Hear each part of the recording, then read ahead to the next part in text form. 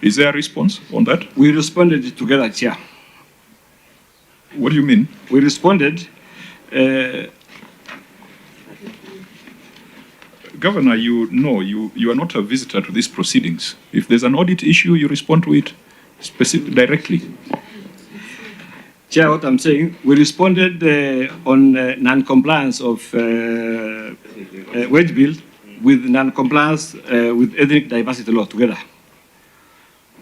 How does that? Those are two. Those are two laws. Those are two different laws that have been infringed.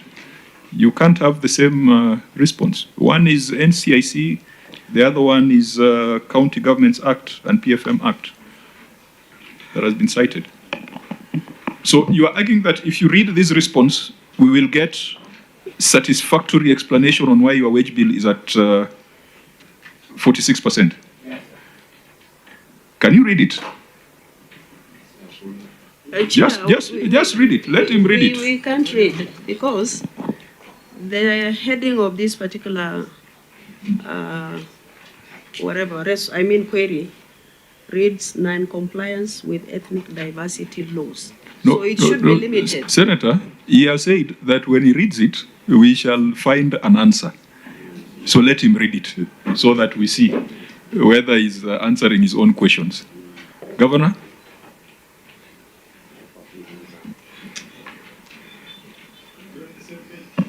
Yeah. Chair, I hope, I don't know who is in charge of your report. Who prepares this for you? You know, it's good you paginate a document so that it's... My team, Chair. Huh? My team. I think call them to order. You know, it's very difficult, Chair, for us to follow because the document is not paginated. Next time, ask your officers to paginate the and document. paragraphing. Yeah, so that we're able to follow. Because I don't know whether we're on the same page here. What I see, it's a response on non-compliance with ethnic diversity of laws. It's actually order. Actually, unless there's something missing from my report. Governor insists that when he reads that response, we will get the answer. So I want him to read it. My team are informing me that one is part of the 17 queries which has been left here. Sorry? So you have no response on the 47%? It has not been responded to, Chair. So paragraph 1.2, no response. We must get within the next 14 days. Retention of staff aged over 60 years. Governor, was that responded to? 14 days. Overcommitment of salaries. Was that responded to? Lack of HR skills inventory and succession management plans. Was that responded to, Governor? Please make sure that thing is on. No, Chair. Payment of overtime and extraneous allowances. It has been responded to. It has been responded to. Yeah. Unlawful creation of employment positions. Has that been responded to? Yeah. And so on those HR issues, let's start with unlawful creation of employment positions. Then we'll come back to payment of overtime and extraneous allowances. The other ones that we have put a mark on will be part of submissions that you will have to make afresh. OAG, unlawful creation of employment positions, advisors. Okay, thank you, Chair. The question is query number 17 on unlawful creation of employment positions. That is on page 7 of the report. 171, advisors. Review of the payroll and human resource records revealed that the county executive has in position 36 advisors on multiple aspects of county management, contrary to the guideline of the Salary and Remuneration Commission circular dated 29 July 2013, which limits the maximum number of appointees to the position of the advisors to 4 individuals. There is no documentary evidence to show how the County Public Service Board, who are solely charged for the with the responsibility to establish the office for the excess 32 advisors, including submitting the proposal to the County Assembly for approval through the County Executive Committee member responsible for the county public service. Thank you, Chair. Governor, your response? Thank you, Chair. The management confirms having engaged total of 4 advisors in various portfolio. Page 3, as per that small document.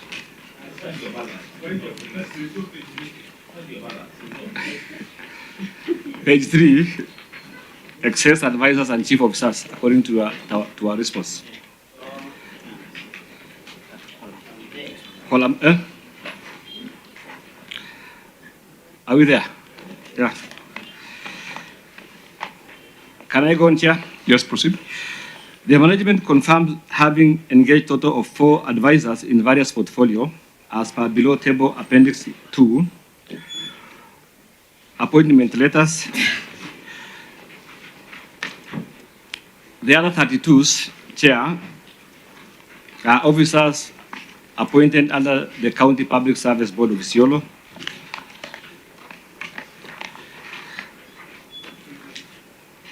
Where are you reading? Where are you reading? Or you're adding something that is not here? No, I'm adding here. You're adding? Because I can see it is not here. But I can confirm, Chair, the other 32 officers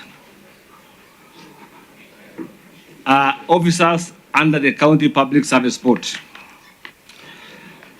And we can bring the evidence in the next 14 days when we bring the response to the other 17, Chair. Chair, we have 31 chief officers. No, that's a separate query. We'll deal with it. It's a separate query. We answered it together, Chair. We start with advisors, we Yeah. go to chief officers. Yeah. So I can confirm here, we just have 4 advisors, Chair.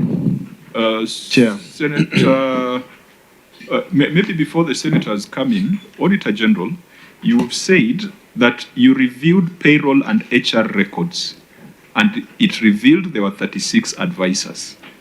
Do you still maintain that position? That from payroll and HR records, there are 36 advisors?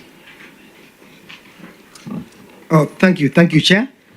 During our audit, that is the number of advisors that we came across, and we made a comparison with the staff establishment that required actually, and the SRC, I'm sorry, Chair, SRC circular, TS CGOVT stroke 3/16, dated 29th July 2013, which provides for remuneration and benefits applicable to a maximum of 4 governors advisors. So OIG, I think what we just wanted to establish is that you still maintain that they have 36 advisors, because the governor is telling us that they have 4. So, Governor, who's not telling the truth? Chair, I'll produce evidence showing that the 32 officers have been recruited by the County Public Service Board. Are they advisors? They are not advisors, Chair. Chair, on a point okay. of clarity. Senator Cherargei, then Senator Wambua. Chair, I have gone to, they say the devil is in the details. I've gone to the annexures. When you go to annex number 2 from the governor's response, just indulge me, appendix 2. Annex 2 talks about meals and extraneous allowances payment vouchers. Where is the annex, Governor, of the appointment letters? Because it's something else. Chair, well on it, maybe we confirm whether when he marks, is this the one? Annex 2? Is it this one? These are his documents. We are struggling. This one? We are struggling to get your Is it this one, appendix. Governor? Is Please guide Annex us. 2? Huh? These are your documents.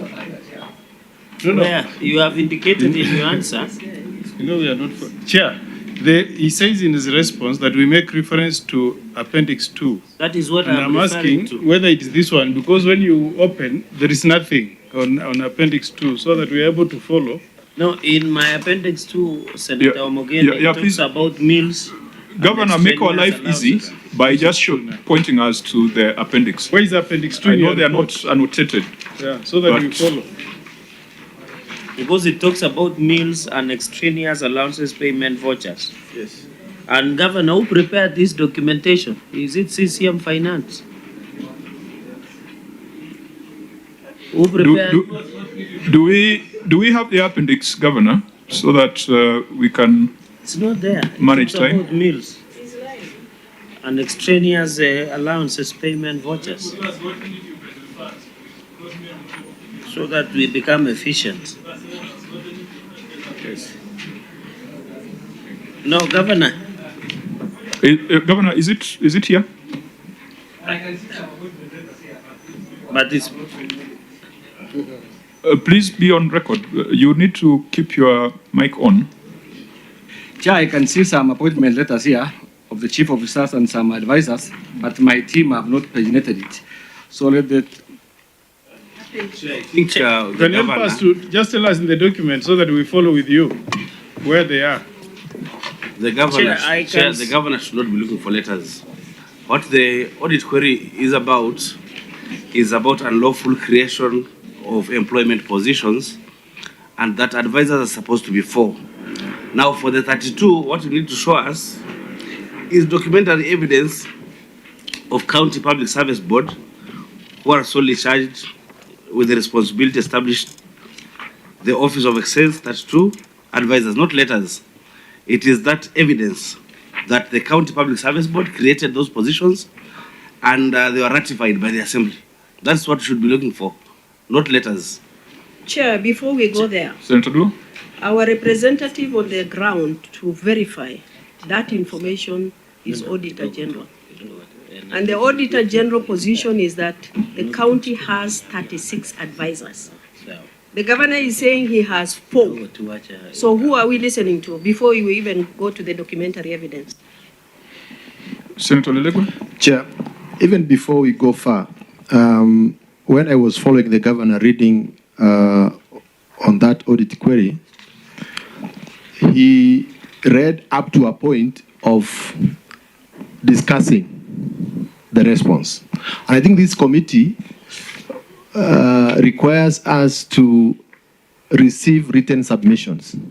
So I don't know if this committee will take oral submissions from the governor, while we normally require the governor to give the written submissions, because part of what is contained here is not what is submitting in his oral submission. Chair, I had not finished. Sorry, just 30 seconds.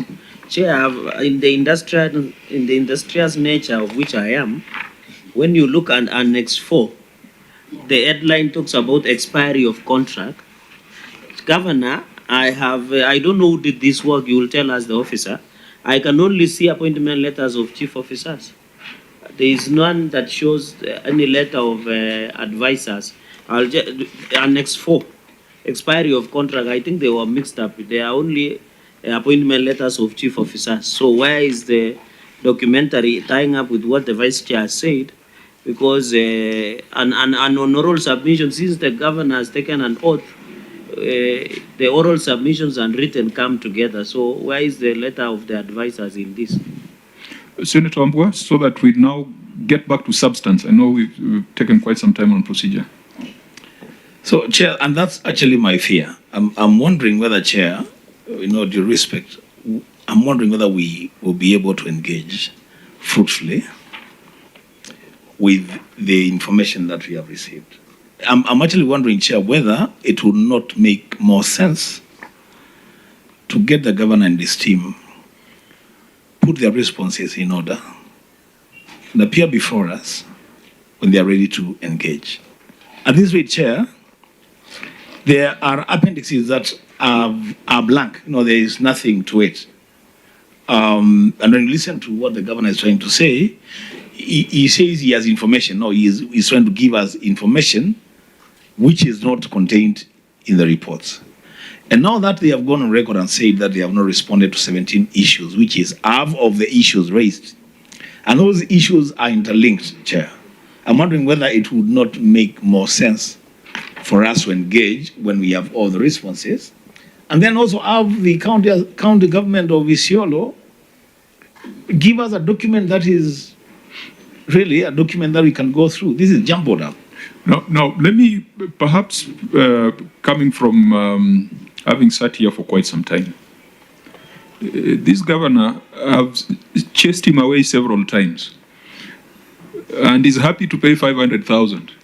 You've seen he just paid 500,000 a few minutes ago.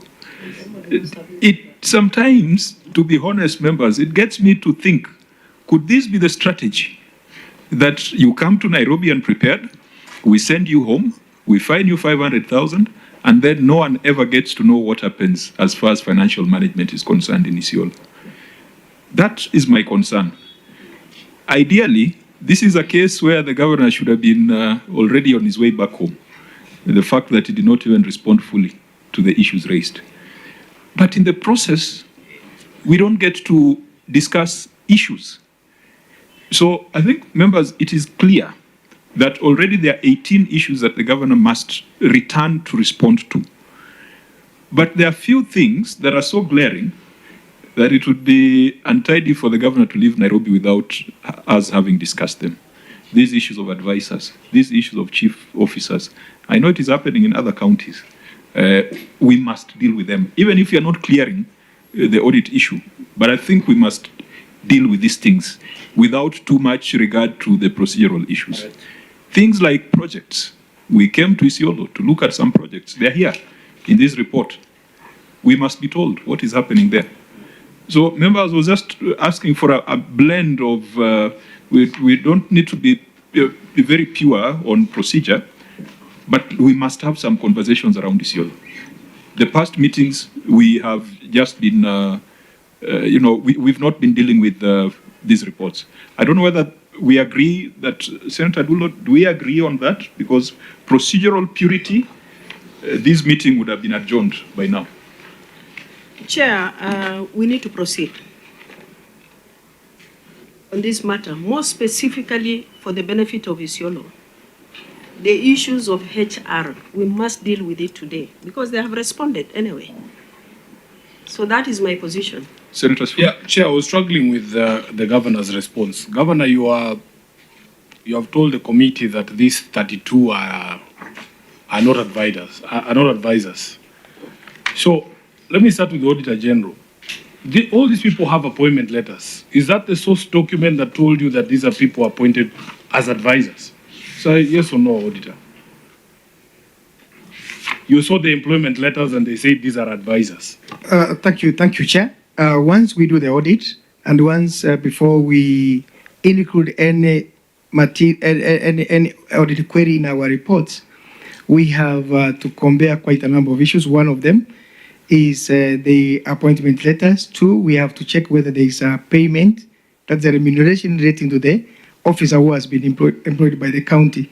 So that is the area that we conclude that this is an officer working with the county government and is getting remuneration from the county government. I've misunderstood my question. There are many, many employees of the county government of Isiolo. What is it that told you this is an advisor? The employment letters, Chair. Do we have any of those letters here? I will provide one. Who are your just a minute, Senator. I think Chair, I was just order members. Let's allow Senator. I was just trying to get to the bottom of unless something. you put down oath. No, just a order, minute. Governor. Chair. I've not given you an opportunity to speak. Senator, please protect me so that I complete my yes, please complete. Because you have told us that whatever happens today, we must find answers. Correct. So that's why I was trying to get to this particular point.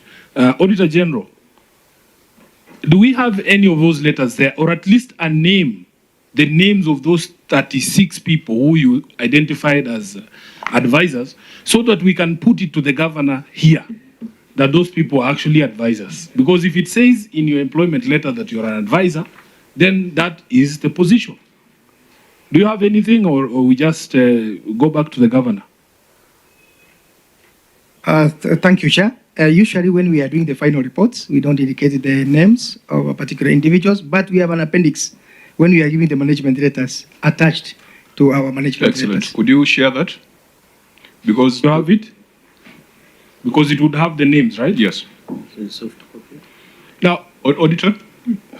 Yes, Chair, once we get some time, we can get back to our appendices supporting the management And that letters. management letter was shared with the entity Yes. It was before shared, you Chair. issued the certificate. Now, Governor, you're going to run into a lot of problems with us as they look for that evidence. You have said that these people are not advisors. What do they do? What positions do they hold?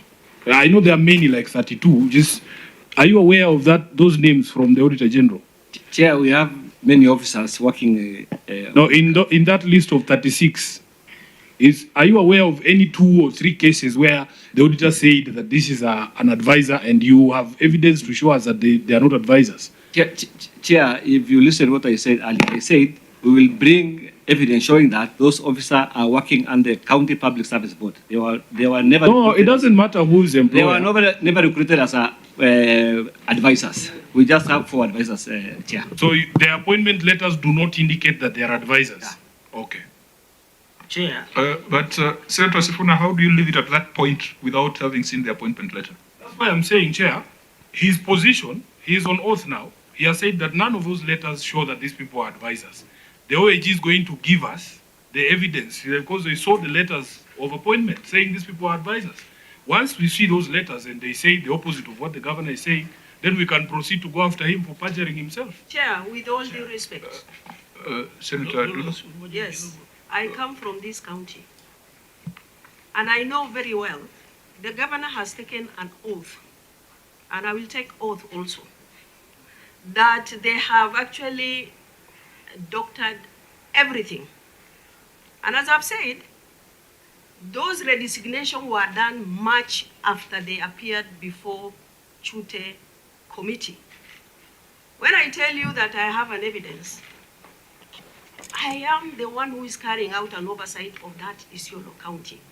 And I would ask the governor to tell us who are the 4 advisors that he has in the county. Based on that, I will provide my evidence whether you have 36 advisors or not.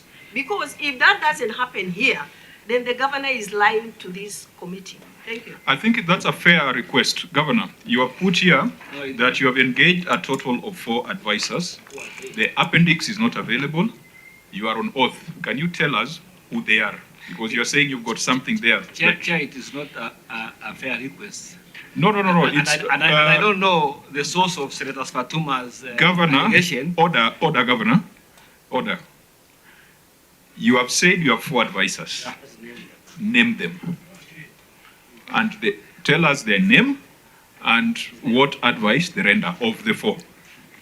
We would have benefited from Appendix 2. We don't have it. But you said you have something there. So tell us, who are these 4? So that we will now ask about the other 32 later.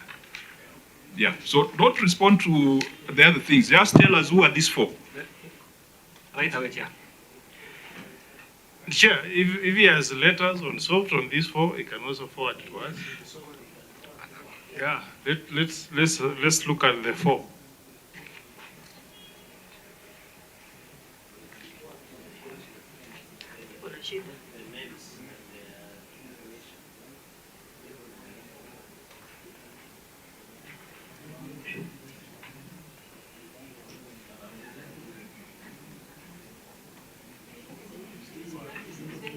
Governor, I thought you had Appendix 2 somewhere. We are the only ones who don't have it. Chair, just chief officers. Sorry, Governor. Governor, I didn't hear you on the last. We have Abdi Adan Daud as an economic advisor. We have Abdi Nyabure. As what kind of advisor? Abdi is economic advisor. And we have another Abdi Adan Godana as an advisor of intergovernmental affairs.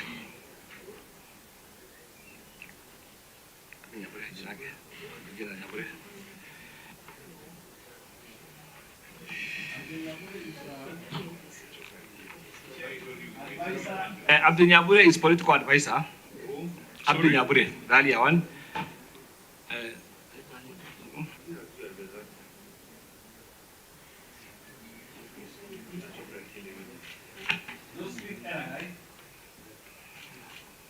Josephine Eragai, that's the fourth one.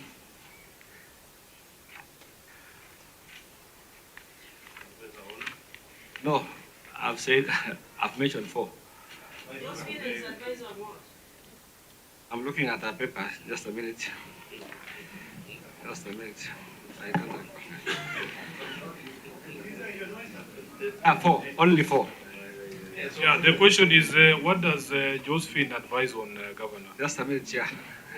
These are people who are supposed to be known to you personally, Governor. If they are your advisors, Advisors are personal. do these people work in Isiolo? Do they work for you? So what does Josephine do?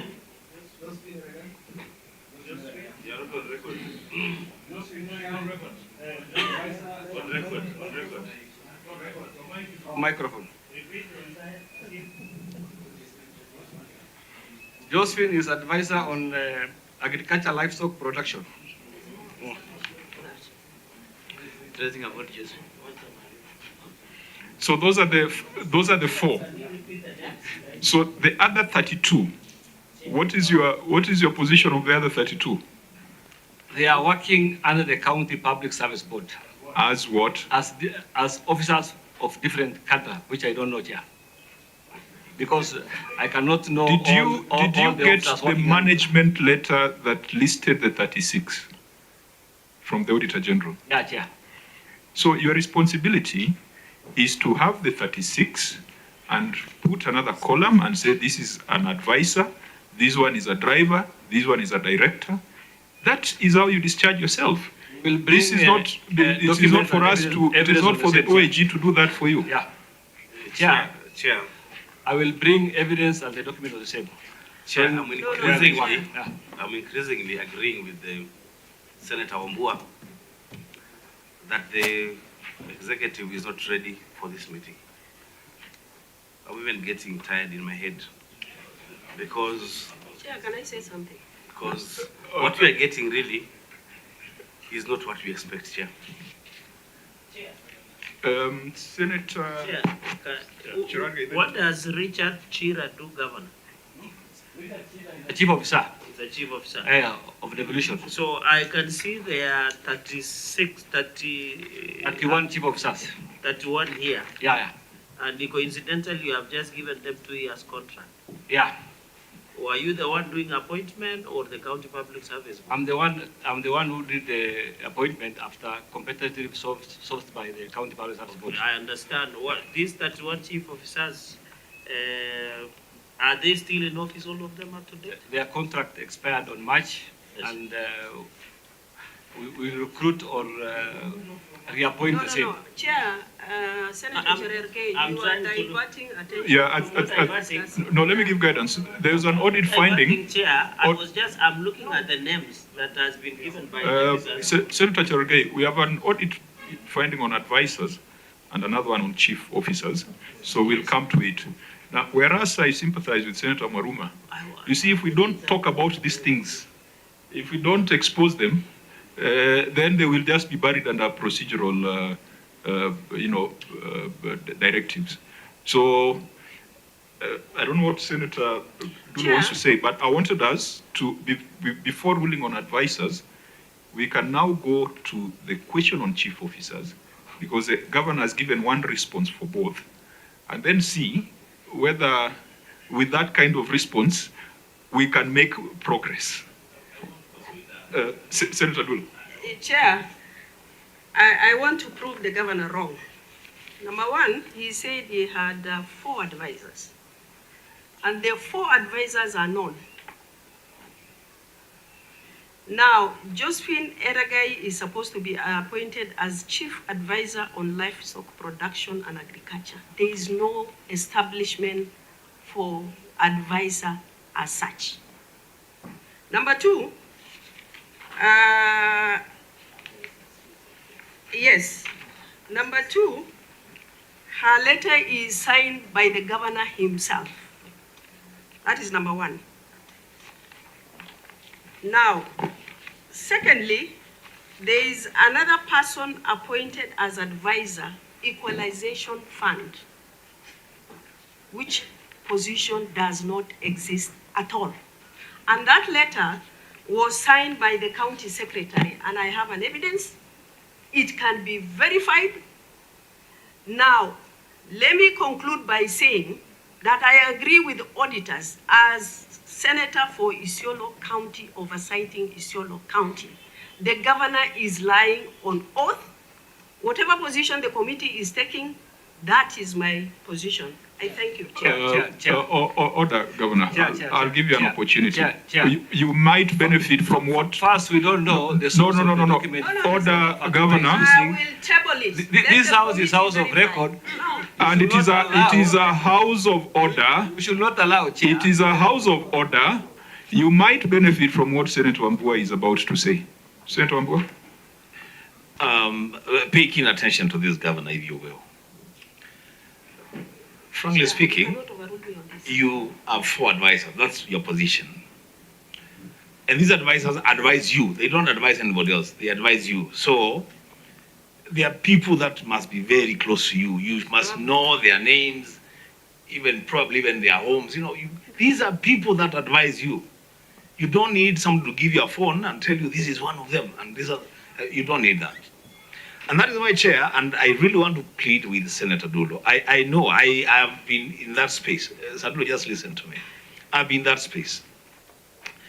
If we want, and I know that's what we want, if we want the people of Isiolo to benefit from devolution, the way we are currently constituted, the people of Isiolo may not benefit. Because, Governor, I will put it to you, if there is an audit query on advisors, and for you it is so clear that you have only 4, and the OAG has given you 36, the most honorary thing for anyone to do, basic intelligence, would be to take my 4 and tell you their designation, they advise me on this, and the other 32 that you are saying are employees of the service board, you give the Senate a detailed account of every one of them. This is so-and-so, it's a driver, this so-and-so is a driver, this is their appointment letter, this is even their last salary that we paid them as drivers. That would have settled this matter, and the people of Isiolo would benefit. Thank you, Chair. It is true, Isiolo County has 31 chief officers. Is that written anywhere? Yeah. Where? The management confirms having appointed a total of 31 chief officers serving in different portfolios. Which document? Is that the same document you have? Same page, where we have excess advisors and chief officers. Yes, but you have just repeated what the Auditor General has said. Yeah, what I'm saying. What you should tell us is whether your staff establishment allows for 18 or it allows for 31. That is the first. That is a violation. If you go to the County Government Act, Chair, it is very clear how the appointment of the chief officers are done. No, just a minute, Governor. What does your staff... The law does not specify the number of chief officers to be appointed, Chair, as per the County Government Act. Yes. Yeah. It is driven by your staff establishment, isn't it? And we've changed our staff establishment to allow 31 chief officers. At the time of audit, what was the number of chief officers as per your staff establishment at the time of audit? I'm not aware of that, but we have a staff establishment which allows for 31 chief officers, Chair. Governor, you are not making our life easy. In fact, for those of us who think that we need to have these conversations to help you see the problems in Isiolo, you're not doing us a favor. The auditor says your staff establishment allows for 18 chief officers. Is that true? We have a staff establishment which has been approved by the County Public Service Board, the County Executive, and the County Assembly. Can we see a allowing 31 chief officers. Can we see a copy of that? Is it before us? It is not before you, Chair, but it is there. Chair, can I ask something? Senator Dulo. Now, the governor confirmed that he had 31 advisors. What is your current establishment? I don't have 31 advisors. No, Chair. 31 chief officers. Sorry, yeah. The record, 31 chief officers. What is your current establishment since the previous chief officers, their term has come to an end? I'll still appoint 31 chief officers. as per the County Government Act Section 45, which allows the governors to do that, and the County of Now, Governor, which allows for that Governor, chief of staff. you do not have the luxury of bad manners in Isiolo because you're the governor. This is a constitution that guides your operations. And the constitution requires us as a Senate to confirm that the money we send to you is being used, one, lawfully, and two, effectively. A county with 10 MCAs and 36 advisors and 31 chief officers, that is madness. You can't tell us that that is justified and that you're going to do it because your staff establishment says so. That is completely out of order, completely unacceptable, Governor. Chair. That you cannot get away with. How many MCAs are there in Isiolo? Chair, Let's start from there. The constitution does not specify the appointment of the chief of And staff. constitution but requires the you MCA to utilize public funds effectively. Doesn't it? So if you have 10 MCAs, 36 advisors, 36 chief officers, surely, no wonder you are at 46% on wage growth. Chair, You guys are running Isiolo like a joke. Governor, I think we need to take the guidance from the chair that this conversation has to be an orderly conversation. There is something you have said in your response there at the bottom on what you call an action plan. You're saying the county is in the process of recruiting the right number of chief officers in accordance with the staff management, the staff establishment. Yeah. Now, what that response tells me is that you're willing to comply with or to rectify the mistake that was highlighted by the Auditor General by returning the number of chief officers to 18. But what you have gone and done is to change the staff establishment to allow you to get 31. Which is allowed, Chair. Yes, Under the but law, it is allowed. this is the problem, Governor. If the initial query is that you are not following the staff establishment, you have more than enough. Is it really your position that the Auditor General was telling you now go and increase the number in the staff establishment? Chair. Allow him to answer me, Senator Dulu, please. Is that your understanding of the audit report, that the Auditor General was now saying go and increase to 31? No, Chair. So that cannot be an explanation. My That cannot be an explanation, Chair, is the County Government Act I have does understood not that, specify that. Honorable Governor, you know I'm a lawyer. Yeah. Please, Yeah. I know what the law says. It is very condescending for you to send me to the law, and you know I'm a lawyer. So please, if you knew that the problem was this, instead of complying with your own staff establishment, because there was a thinking that went into having 18. The initial staff establishment of 18, there was a reason why they went to 18. Yeah, the initial one was On record. It moves to 18. Now we have 31. Please allow me. We must draw a line between serious business and jokes. Please allow me. And I'll soon draw that line. Chair, please allow me. Senator, Before Wambua makes a conclusion. No, I'm not, it's not a conclusion. okay, just let him go It's first. not a conclusion. Senator Wambua? I just want to try and put the governor back on track. You know, this audit, and you see we are very calm. This audit is not futuristic. You know, it's not looking into the future. It's using the rear drive mirror, to look in the past. So, Governor, at the time of the audit, what was the staff establishment for chief officers in the county government? At the time of the audit? 31, yeah. At the time of the audit? Management did not produce the establishment to the auditors, but it was 31, yeah. So that one? Yeah. So this that one figure is not something that you did after the audit. It was always that one. Then maybe the auditor should tell us that where they got that 18 from. I think the auditors have said it is a matter of fact. Auditor, can you tell us where the 18 came from? As the staff establishment, Chair. Yeah. So that's why I was saying we must distinguish between jokes and serious business. And I'm seeing that jokes are getting into the handset. The auditor... Because the governor was on record and was responding to my question, let me also register my dissatisfaction with that response because, Governor, you said respectively that you moved from 18 to 31, but then, wait. Not 18, Chair. In 2014, there was an establishment of 14. In 2019, it was changed to 18. In 2023, we changed it to 31. And that's what I'm saying, that at the time of the audit, the auditors say it was at 18. You're saying it was at 31. Okay, well, all we need to do is get... You see, in answer to that question which I asked earlier, the governor said he didn't know. All he knows is that now it's 31. And that's why I'm saying we need to be more serious, Governor. In fact, without evidence of those staff establishments in 13, in 17 or 19 and 23, we are engaged in stories ajaba. We are not doing serious business here. What I wanted to say. Senator Dulo, Senator Chirarge. Now, the 31, their contract expired on the 15th of March. Currently, as of 31, they have 5 chief officers. 5. My question is, who is handling the docket of those chief officers who have left?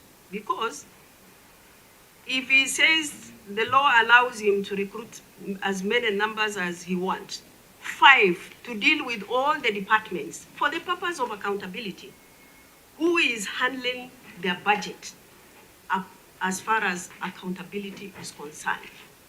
Number 2, Chair, the law is very clear that the county has a county public service board. What is happening in Isiolo? There are letters of appointment issued by the county secretary of Isiolo County. Where does that apply? Those are the issues I wanted to raise. Can I ask a few questions so that we make progress? Okay, then the governor will respond to both. Governor, you have argued that there is a justification, such a legal justification. Can you pinpoint us, because under the County Government Act, of course, you have the power to appoint the chief officers after vetting by the County Public Service Board. Number 2, Chair, Governor, have you ever sat with your officers with the Office of the Auditor General, especially during entry and exit and management meetings, so that you can appraise? And then, Governor, I'm curious. For example, you have a chief officer in charge of fisheries department. I don't think whether it is relevant in Isiolo. Are there fish and fisheries in Isiolo? Of course, is it relevant? I wish, and that is why we are talking about staff establishment. I'm just using a justification. I'm imagining a governor in Homa Bay will need a chief officer of fishery department, but Isiolo will need more of livestock production, because that is where you go. So by the fact that you are being told reduce your chief officers to 18 chief officers, there was a reason to that effect. So my question is, why didn't you measure some of these departments to ensure efficiency? Because you could have done livestock production, fisheries, and blue economy or something like that, climate change. I've seen, Chair, some of chief officers even are doing functions that belong to the national government.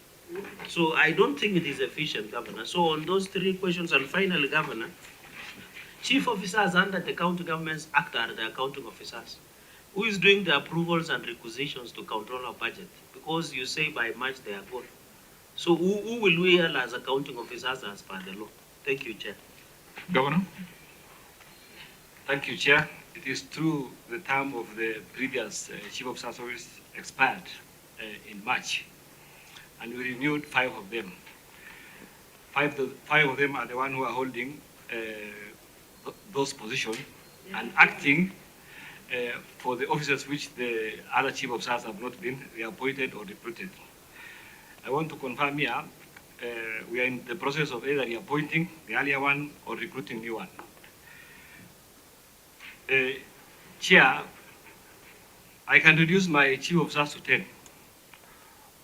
What I wanted to come out clear here, the County Government Act does not constrain me to 18 chief officers, as what the Senator of Isiolo was saying.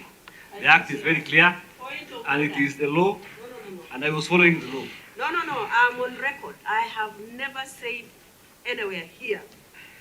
Can you withdraw that? Because I didn't say that. That is the record of the auditors. When you Order.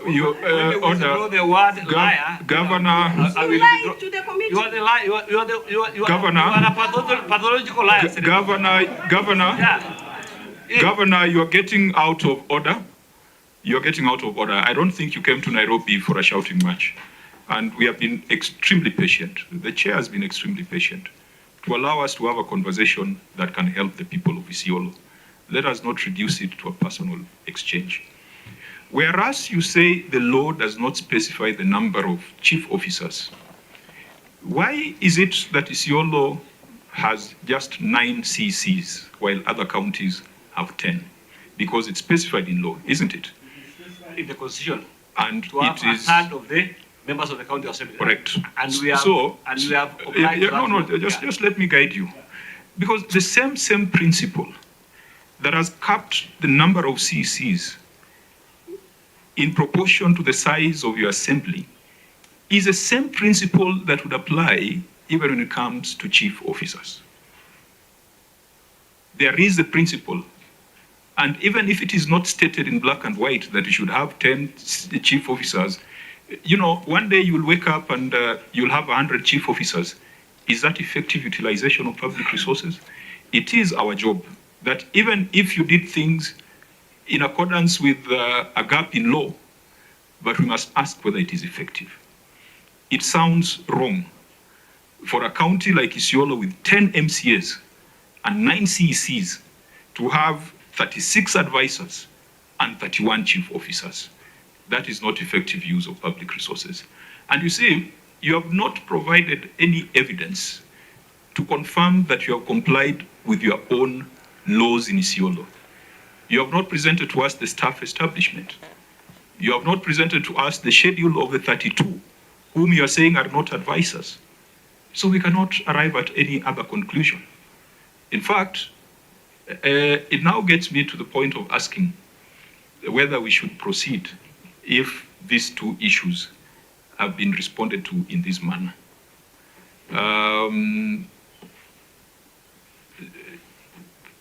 There could be one or two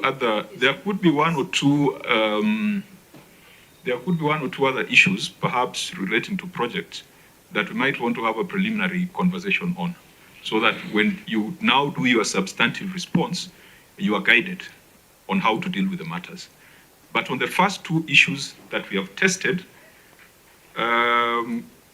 you have not responded in any manner that is satisfactory to this committee. The appendices are not there. The evidence of the law is not there. And that is why now I cannot avoid taking the documents tabled by Senator Dulo, because you have not presented your own evidence. So, members, I'm informed by the clerk that the payment has been received. Yes, Chairman. The office of the clerk has received the banker's check. They are in the process of doing an acknowledgement letter to the county. Okay, fine. So that can allow us to proceed with some. Actually, it's to the governor, because that money has been paid by the governor, not the county. Yeah. Chair, before you close the 2 issues of advisors and chief officers, Senator Chiraga. maybe, in the words of Senator Wambua, that is preliminary, it is important that you give a ruling of the committee that what should follow, because so that we don't leave it open-ended. Because if we need further evidence of the advisors that have been appointed, and my opinion, Chair, is that they must be verified by the Office of the Auditor General, so that when the governor will give evidence of the 4 advisors, let it go to the OAG, be authenticated by the OAG, and the 5. And Governor, how can 5 chief officers act on behalf of 31? Don't you think it's too much? And do they do all the requisitions in terms of the spending by those departments? Is it efficient?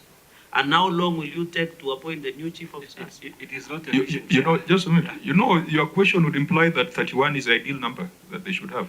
No, It is clearly excessive. You know, Chair, there is the other side that all these people cost money. I was just doing the math here. Yes. If I'm right, Governor. These people salary comes to about plus allowances 255,000 a month, and then they are entitled to a medical cover and retirement benefits. If you do 255,000 times 31 people, the county of Isiolo is spending upwards of 8 million shillings, if my math is correct, every month on chief officers, Governor. How does that sit as something that is right in a county such as yours? And we've visited. We know the problems that are in Isiolo. That is money that could have been put to the people. You are standing by that you need the people of Isiolo need these people. Chair, on the part of wage bill, I'll agree with Senator Sifuna. It is not effective and it is not efficient. We can reduce it, but in terms of law, we have complied with the law. No. You have not provided the evidence. You have not provided your staff establishment. Yeah. Which law? County Government Act. No. Section 45. No, Governor, you are not. Have the county attorney. There is something, Chair, I thought maybe we should. Senator Gataya? No, Chair, we have not concluded on the issue of the advisors because we have 3 schools of thoughts. We have the results report which has not been verified. He has not produced any evidence to that effect that he has seen letters of appointment. We have the report from the governor who says there are 4. We don't have. So I think this matter, Chair, should maybe be planned for another day. It's something that we should maybe. We have nothing before. You are totally right, Senator. You are totally right. You know, we are engaging a lot of speculative conversation, but it's also helping us to understand the situation in this county. Because when the Auditor General talked of a staff establishment of 18, and Auditor General, I don't know whether you've got a copy of that staff establishment. It sounds reasonable when you consider that Isiolo is restricted to 9 CCs. Is it 6? Actually 6 CCs, plus the deputy governor and the governor. So you are 8 members of the county executive committee. When you had 18, that sounded like 2 accounting officers under a CC. Now, when you are at 31, you have a disaster where every CC has got 5 accounting officers. That's madness.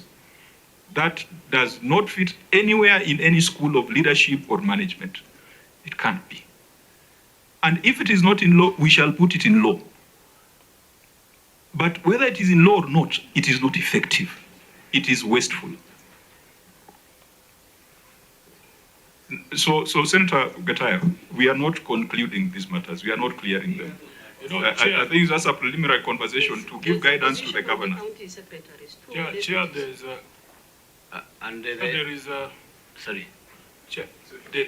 there is something that has now got me worried, Governor. If indeed, when the Auditor General raised the question of the staff establishment, he went and changed the staff establishment. I am very worried about the answer you gave on these advisors. Because if that was a trend, it is very possible that the documentation of the redesignation of these people also happened. If it did, it is best that it comes from you, that at no point these people were ever employed as advisors. Because if it turns out that there was a redesignation, just the way you dealt with the question of staff establishment, then we're going to have a problem. Chair, when I was in Nairobi, we had 21 chief officers. Because the staff established by then was 18. When the new administration came in, they changed the staff establishment to 36. Now we have 36 chief officers. And there was no law which was... You cannot compare Nairobi with... What I'm saying, we did not change the staff establishment after the audit. Governor, just understand the question that I have asked you. I've understood you very clearly. It's okay, you can change the staff establishment. Yeah. That is not in dispute. And it is not illegal. No, we are not disputing that. I am saying, is it possible? Is it possible? It's a yes or no. Is it possible that you dealt with the question of advisors the same way you dealt with the question of... No, Chair. No, Chair. Okay. Chair. Senator Lelegwe? Chair, I'm just saying, why are we treating Isiolo County as a special county? in this committee before, when a county does not table evidence or responses, then the meeting ends there. And we are proceeding with our meeting when we don't have any of the responses by the county government. So I think, Chair, we should adjourn this meeting because there's nothing we are doing. That is the third senator of the view.